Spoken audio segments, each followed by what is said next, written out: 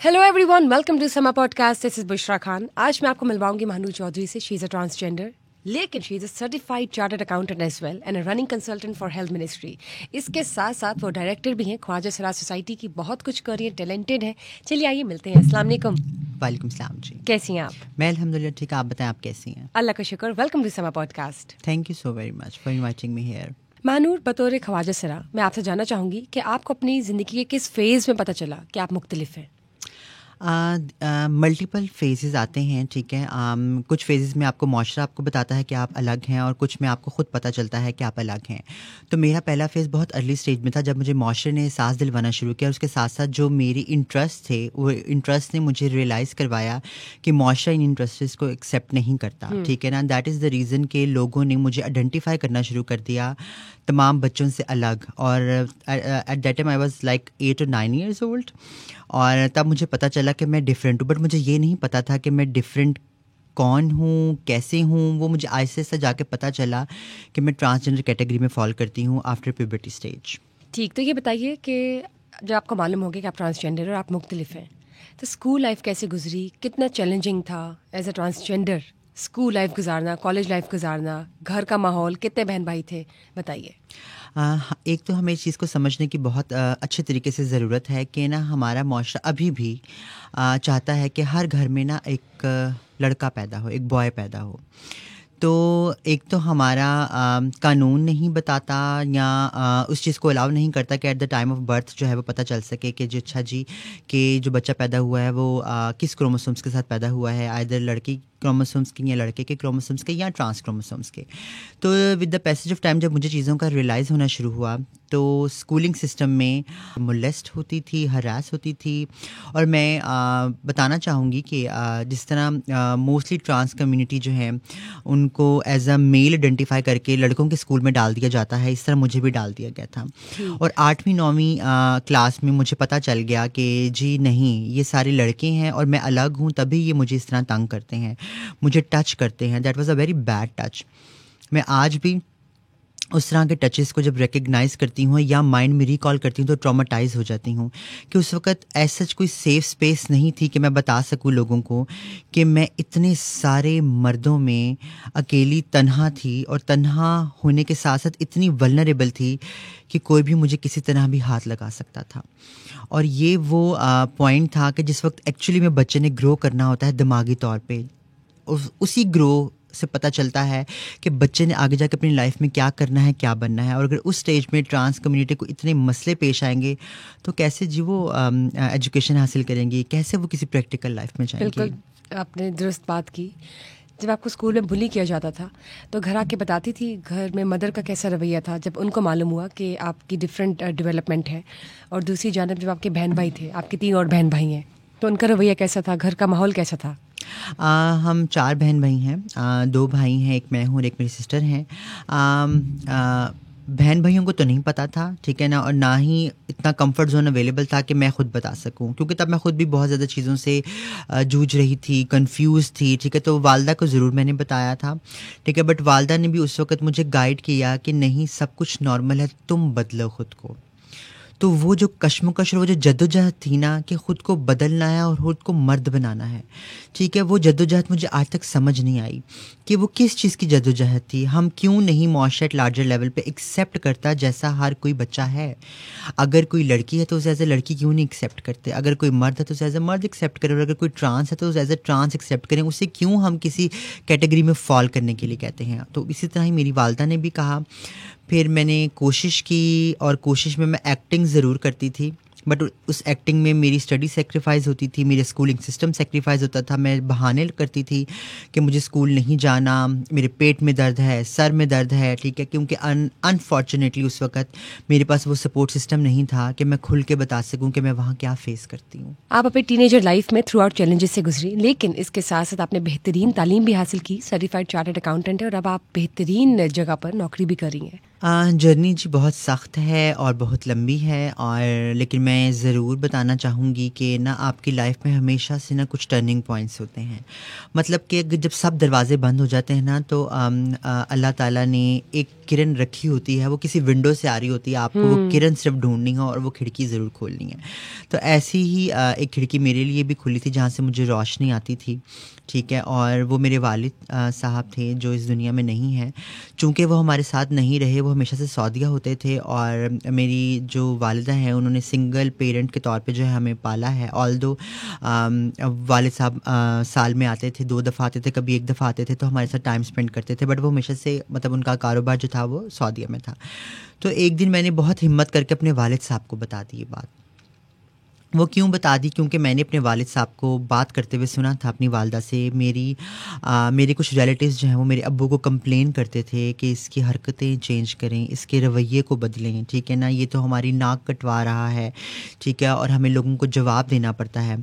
तो मेरे वालिद ने बहुत एक पोलाइट तरीके से मेरी वालदा को पूछा कि ये कब से चल रहा है और तुमने मुझे पहले क्यों नहीं बताया। तो वो वाली बात मुझे इतना एक उसने कॉन्फिडेंस दिया, तो आई जस्ट डिसाइडेड कि मुझे अपने वालिद से डायरेक्ट बात करनी है। और मैं बहुत छोटी थी और मैंने अपने वालिद से डायरेक्ट जो है ये बात की। क्या और एज होगी आपकी? आई वाज लाइक मैंने मैट्रिक के पेपर दिए थे और मैं एफ़ए में मैंने जाना था, एडमिशन होना था मेरे एफ़ए का। तो आई वाज लाइक बहुत छोटी थी, 14 साल की और मैक्स 15 साल की।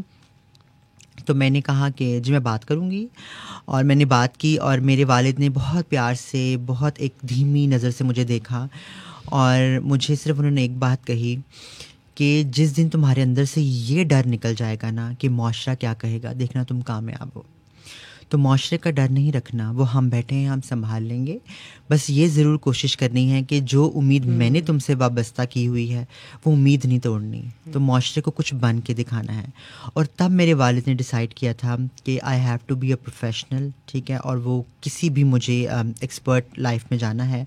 और तब हमने डिसाइड किया था, मेरे मैट्रिक में इतने अच्छे मार्क्स नहीं थे कि मैं मेडिकल कर सकती, तो वालिद साहब ने डिसाइड किया कि मैं बिज़नेस और कॉमर्स फील्ड में जाऊं। और तब भी हमने डिसाइड किया था कि मैं चार्टर्ड अकाउंटेंसी की फील्ड में जाऊंगी, ठीक है, क्योंकि मेरा मैथ्स बहुत अच्छा है। तो उन्होंने डिसाइड किया, और मैं भी चार्टर्ड अकाउंटेंट नहीं बनी थी, और मेरे वालिद की डेथ हो गई थी। तो आई जस्ट डिसाइडेड कि मैं ये पूरा करूँगी, और मैंने किया।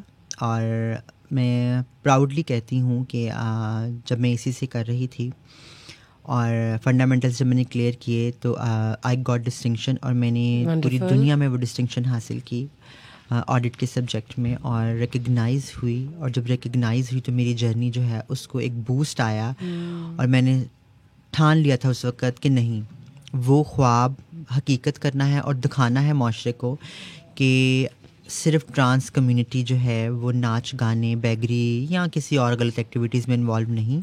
अगर उनको आप सेफ स्पेस दें, उनको वो तो बहुत स्पेस कुछ दें कर सकते हैं। जो उनका दैट वाज हक द है। First leader to success. Yes तो यानी कि आपके फादर हमेशा से आपके सपोर्ट सिस्टम रहे। जी बिल्कुल। और एसीसी करने के बाद फिर आप हेल्थ मिनिस्ट्री में चली गई, और इसके साथ साथ आपने ख्वाजा सरा सोसाइटी में एज ए डायरेक्टर कैसे काम करना शुरू किया? कब सोचा, ये सोच कब आई? अच्छा, एसीसी के बाद मैं डायरेक्ट मिनिस्ट्री में तो नहीं गई। आई जस्ट डिसाइडेड कि मुझे अपने ही करियर को परसू करना है। तो मैंने मल्टीपल जगहों पे काम किया हुआ है। मैंने हार्वेस्ट में काम किया हुआ है, मैंने नेशनल बैंक में काम किया हुआ है, मैंने लाहौर चैम्बर में काम किया हुआ है। और फिर आई जस्ट डिसाइडेड कि मैं एक जगह पे एक सेमिनार में I was invited there as a public speaker. तो मैं वहाँ पे गई और मैंने स्पीच दी। तो वहाँ पे मुझे एक बंदे ने रिकग्नाइज़ किया कि, और मुझसे उन्होंने बात की कि तुम्हें नहीं लगता कि तुम्हें इस कम्युनिटी के लिए काम करने की ज़रूरत है, क्योंकि उनको तुम्हारी ज़रूरत है। जब तक तुम्हारे जैसी पढ़ी लिखी ट्रांस सामने नहीं आएगी तब तक कुछ नहीं हो सकता। और फिर मैंने डेवलपमेंट सेक्टर को ज्वाइन किया, और डेवलपमेंट सेक्टर को जब मैंने ज्वाइन किया तो एक सर्विस सेंटर था, उसमें मैं एज आ कंट्री फाइनेंस हेड के तौर पे अपॉइंट हुई। और वो सर्विस सेंटर पूरे पाकिस्तान में थे। उस वक़्त उस सर्विस सेंटर को हेल्थ मिनिस्ट्री फ़ंड कर रही थी, और तब मेरी कोलैबोरेशन हेल्थ मिनिस्ट्री के साथ हुई। और हेल्थ मिनिस्ट्री के साथ कोलैबोरेशन के बाद हमने एक कम्युनिटी बेस्ड मॉडल बनाया, that is led and run model. और उस मॉडल के ज़रिए अब मैं एक इम्प्लीमेंटिंग पार्टनर हूँ हेल्थ मिनिस्ट्री की, कि उन सारी साइट्स को जो कि मेरे अंडर आती हैं उनको हम ओवरसी करते हैं in collaboration with health ministry. और उसके साथ साथ जो है मैंने उसी सर्विस सेंटर को एक लीगल एंटिटी के तौर पे रजिस्टर करवा दिया। मुझे आज भी याद है कि हम लोगों ने इनिशियली वो सेंटर जो है वो 16 लोगों से स्टार्ट किया था। अब उस सेंटर को मैंने एक इदारे की शक्ल दे के वहाँ पे 150 लोग जो हैं वैसे परमानेंट एम्प्लॉई हैं, और पूरे पंजाब में हमारे 7 ऑफिसेज हैं जहाँ पे इस वक्त लोग काम कर रहे हैं। और सिर्फ कम्युनिटी नहीं, मर्द और औरतें भी काम कर रही हैं, ताकि मैं बता सकूँ कि अगर हम स्पेस दे सकते हैं मर्द और औरतों को, और मैं बहुत हाईली पे कर रही हूँ लोगों को। वंडरफुल, इम्प्रेसिव, तो आप लोग क्यों नहीं? ज़बरदस्त डेवलपमेंट है। ये बताएं, जब बात करते हैं आपकी फैमिली की, तो कोई ऐसा इंसिडेंट या कोई ऐसा वाक़या भी हो आपकी ज़िंदगी में जो कि दिल को हिला देने वाला है और आपके लिए बहुत बड़ा वाक़या था, ट्रॉमेटाइज्ड हो गई थी आप उसके बाद? जी बिल्कुल। मेरे जब वालिद की डेथ हुई, मेरे वालिद का ना शुरू से ही बहुत अच्छा एक कंट्रोल और सपोर्ट सिस्टम था फैमिली को लेके, ठीक है। लेकिन उसके बाद जो है वो जब जिम्मेदारियां बड़े भाइयों पे आ जाती हैं तो हम ये नहीं एक्सपेक्ट कर सकते कि उनका रवैया भी वालिद जैसा ही हो। उनका माशरे को देखने का, माशरे को डील करने का तरीका थोड़ा अलग होता है, ठीक है। और इसी तरह एक वाक़ये ने कुछ आसपास के लोगों ने, हमारे नेबरहुड के लोगों ने और भाई के कुछ फ्रेंड्स ने कुछ ऐसे सवालात कर दिए मेरे भाई से कि वो उनको तो शायद जवाब ना दे सका, बट वो एग्रेशन जो है उसका आके मेरे ऊपर उतर गया, और उसने मुझसे बग़ैर किसी सवाल के मुझे पकड़ के तो मुझे हिट किया तो मेरे यहाँ पे चोट लगी और ब्लीडिंग हुई। और मुझे आज भी याद है, काफ़ी देर के बाद रियलाइज़ किया गया कि अच्छा जी, हॉस्पिटल जाके यहाँ पे कुछ लगवाना भी है। और उस इंसिडेंट ने मुझे ये रियलाइज़ करवा दिया कि किसी भी वक्त आपके घर में कुछ भी हो सकता है। तो बेहतर यह है कि ख़ुद को इतना इकोनॉमिकली एम्पावर कर दो कि अगर अलग रहना पड़े इसी ऐशो आराम के साथ तो रह सकूं। तो मैंने डिसाइड किया कि मैं चीज़ों को एक्सपैंड करूँगी, मज़ीद मेहनत करूँगी, अच्छी जॉब्स करूँगी, अच्छा काम करूँगी, और मैंने करना शुरू कर दिया। हम अक्सर कहते हैं कि जी इस्लाम में स्पेसेस अवेलेबल नहीं हैं और सब कुछ, बट मैं बताना चाहूँगी कि मेरा भाई जो है मुझे पकड़ के लेके गया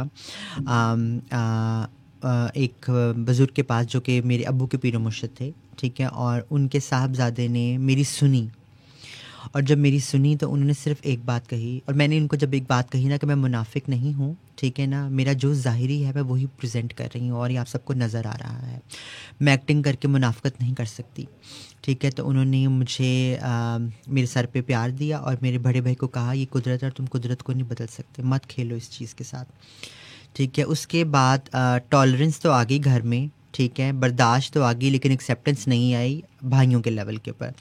बाकी फैमिली ने एक्सेप्ट करना शुरू कर दिया, बट बीच में मुझे कोई ऑलमोस्ट 1 साल के लिए घर छोड़ना पड़ा, क्योंकि माहौल इतना ख़राब हो चुका था कि मैं कॉन्सेंट्रेट नहीं कर पा रही थी अपनी प्रैक्टिकल लाइफ में। और वो मेरा चूज़न फ़ैसला था कि मैं घर को छोड़ूंगी और कुछ बन के वापस आऊँगी। और जब मैं कुछ बन गई और चीज़ें हाईलाइट होना शुरू हो गई तो मुझे ख़ुद घर से कॉल आई कि आ जाओ वापस। और फिर मैं घर गई। अब मुझे 4 साल हो गए मैं अपने घर वालों के साथ रहती हूँ। Happily you're living with your family. Yes, अल्हम्दुलिल्लाह। So this is a great example. Yes.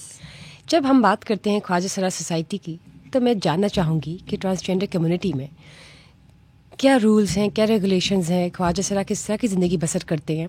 For example मैं यहाँ से स्टार्ट लूँगी कि मुझे ये बताएं कि मूरत का कॉन्सेप्ट क्या है, इस हवाले से बताइए। अच्छा, मूरत का जो कॉन्सेप्ट है ना, दैट इज़ द कॉम्बिनेशन। मूरत मतलब मर्द एंड औरत, तो दैट इज़ द कॉम्बिनेशन। उस मर्द और औरत के वर्ड को जब कंबाइन किया गया तो वो मूरत का वर्ड बना, ठीक है। और इसकी हमें हिस्ट्री जानने की ज़रूरत है कि जब क्रिमिनल ट्राइब एक्ट आए थे, ठीक है, और क्रिमिनल ट्राइब एक्ट ने इस कम्युनिटी को क्रिमिनलाइज किया था, तो एक झुंड की फॉर्म में कम्युनिटी ने निकल के अपना ही स्ट्रक्चरल सिस्टम बनाया था, और उस स्ट्रक्चरल सिस्टम को नाम दे दिया था साउथ एशियन कंट्रीज़ में इसको एक कल्चरल आइडेंटिटी का नाम दे दिया गया था। इंडिया और बांग्लादेश में इसको हिजरा कल्चर कहते हैं, पाकिस्तान में स्पेसिफिकली इसको ख्वाजा सरा कल्चर कहते हैं। और ये एक कल्चरल शनाख्त थी। इस शनाख्त में होता क्या था, इस शनाख्त में एक सेम फैमिली स्ट्रक्चरल सिस्टम बनाया गया था जैसे हमारा नॉर्मल फैमिली सिस्टम है। गुरु चेला, फिर गुरु की बहन और चेले की माँ, इसी तरह का सिस्टम बनाया गया था। उसका एक प्रॉपर एक तरीक़ेकार होता है, उस तरीक़ेकार में छोटी सी रस्म होती है, उस रस्म में क्या होता है कि जो चेला होता है वो खुद से चूज़ करता है कि वो कौन से गुरु के अंडर आना चाहता है।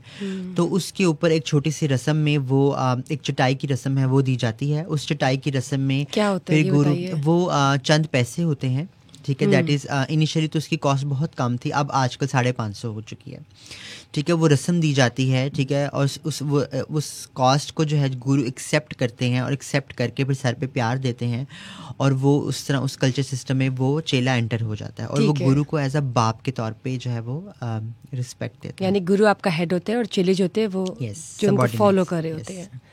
ठीक ठीक ठीक। तो आपके भी गुरु हैं? जी मेरे भी गुरु हैं, मेरे भी चेले हैं। अच्छा, आपके चेले भी जी, हैं, मेरे तो यानी कि बिल्कुल आप भी चेले गुरु हैं किसी हाँ। की? अच्छा, ज़रूरी नहीं है कि जो गुरु होने के लिए आपको उम्र रसीदा होने की ज़रूरत अच्छा, है, ठीक है। आपका ना? एक्सपीरियंस भी हाँ, मैटर एक करता है? तजर्बा और साथ में हुनर। असल में दिस इज़ द एक चूज़न वो है आपकी आपका एक चूज़न फैसला है, ठीक है ना, कि अगर लोगों के लिए मैं बेस्ट प्रैक्टिस बन गई हूँ या रोल मॉडल बन गई हूँ तो लोग मुझे रीच आउट कर रहे हैं कम्युनिटी से कि जी हमें अपना चेला बनाएं और हमें भी पढ़ाएं, लिखाएं, सिखाएं, बताएं कि हमने भी इस माशरे को एज आपको रीच आउट किया गया? यस, तो ये बहुत बताएं। सारे लोग मेरे इस वक्त चेले हैं।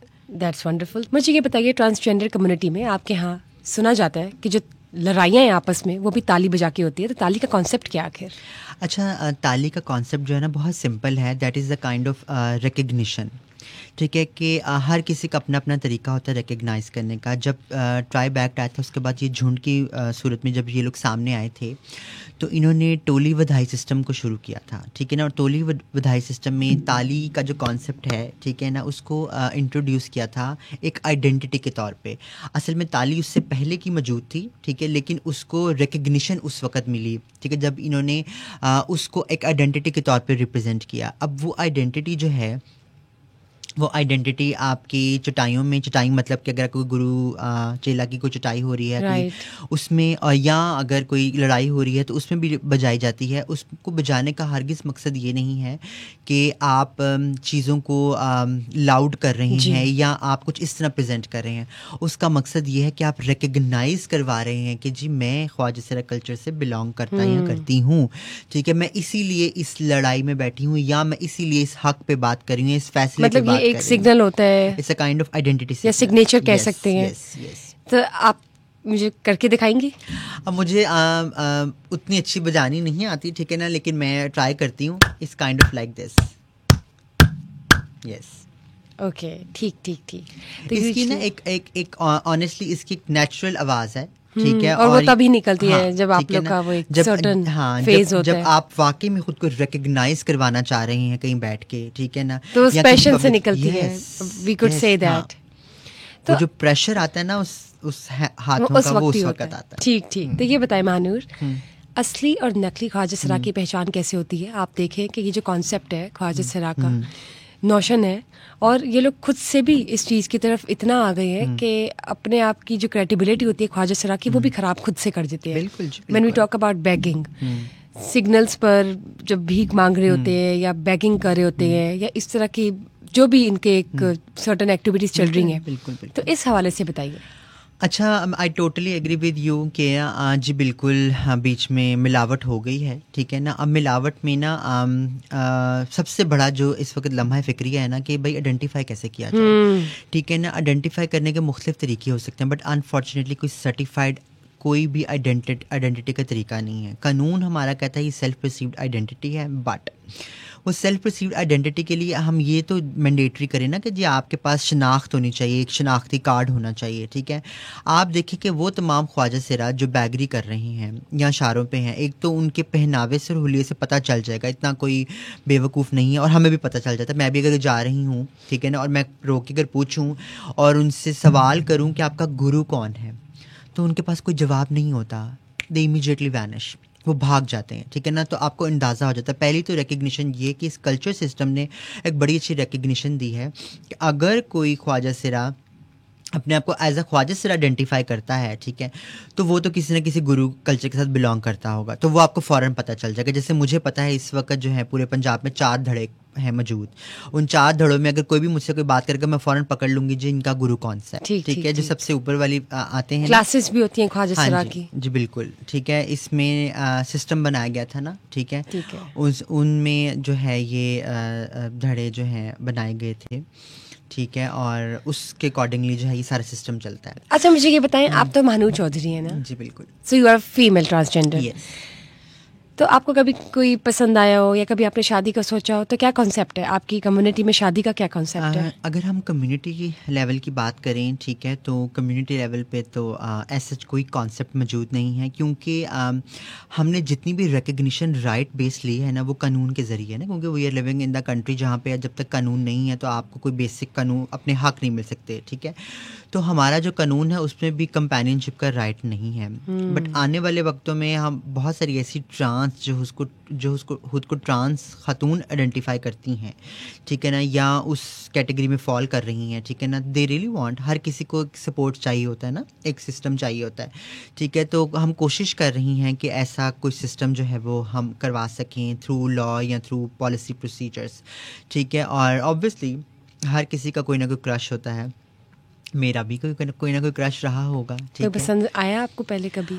जी, अर्ली स्टेज में मेरे रहे हैं 2 क्रश रहे हैं, ठीक है, और मैं लकी इसलिए हूँ कि आउट ऑफ दीज 2 क्रश जिसमें से एक जो है हम अभी तक दोस्त हैं, ठीक है, बट ऑल्दो के वी आर नॉट वो आपकी कम्युनिटी से ही है? नहीं, ही इज़ फ्रॉम ऑब्वियसली, ठीक है, being a recognized trans female, ठीक है, मैं कैसे अट्रैक्ट हो सकती हूँ, ठीक है। हाँ तो ये बताएं ना हाँ, कि तो opposite transgenders gender- usually attract होते हैं। ऑब्वियसली अपोजिट जेंडर को, जैसे अगर मैं खातून खुद को आइडेंटिफाई करती हूँ ट्रांस, तो मैं किसी मर्द की तरफ अट्रैक्ट होंगी। और जो मर्द अपने आप को आइडेंटिफाई करते हैं ट्रांसजेंडर, तो वो औरतों की तरफ अट्रैक्ट होते हैं, राइट? Obviously. ठीक ठीक ठीक। Obviously. तो आपका कोई रिलेशनशिप या शादी का कोई इरादा?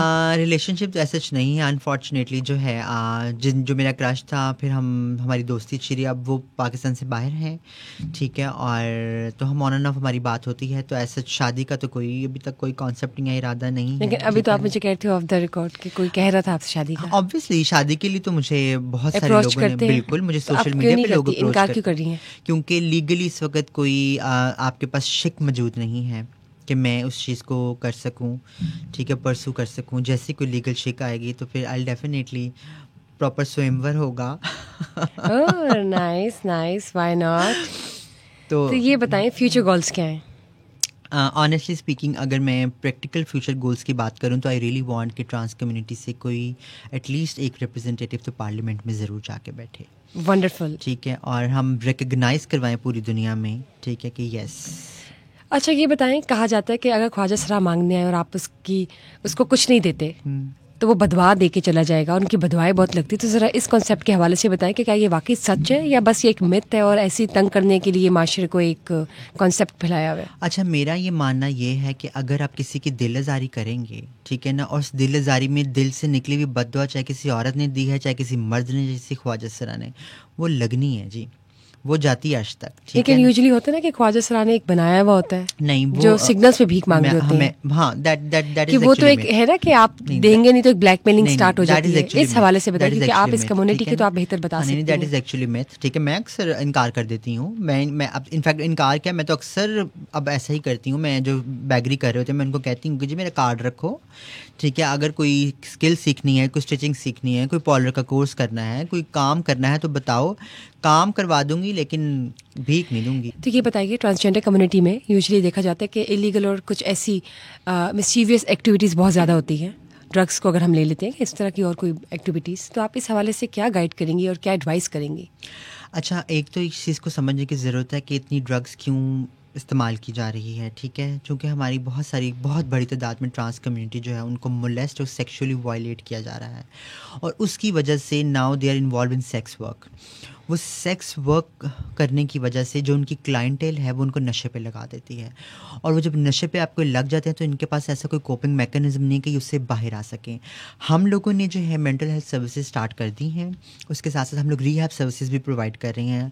तो मैं अपनी कम्युनिटी से भी यही रिक्वेस्ट करूँगी और बज़ाहिर उन लोगों से भी रिक्वेस्ट करूंगी जो एक्चुअली में इन ड्रग के स्मगलर्स हैं, ठीक है, जो कर रहे हैं सप्लाई और सरेआम कर रहे हैं, ठीक है। तो मेरे ख्याल से हमारी लॉ इन्फोर्समेंट को भी इसमें एक जिम्मेदारी निभाने की ज़रूरत है कि हम मेन सप्लायर्स को पकड़ें ताकि जो मार्जिनलाइज तबका है वो मज़ीद मार्जिनलाइज ना हो। और एम्पावर करने के लिए जब तक आपकी अपनी विलिंगनेस नहीं होगी, अगर कम्युनिटी ख़ुद से नशा नहीं छोड़ना चाह रही तो मैं भी कुछ नहीं कर सकती। तो पहले अपनी विलिंगनेस को इंश्योर करें कि जी आपने बाहर निकलना है, और ट्रस्ट मी कि आप लोग उससे बाहर निकलेंगे तो एक सेहतमंद और इज्जतगार ज़िंदगी जो है वो आपकी मुंतज़िर है। बिल्कुल बिल्कुल। Thank you for being here Mahnoor. It was lovely having a conversation with you at Sama podcast platform, and please keep on making us proud every day.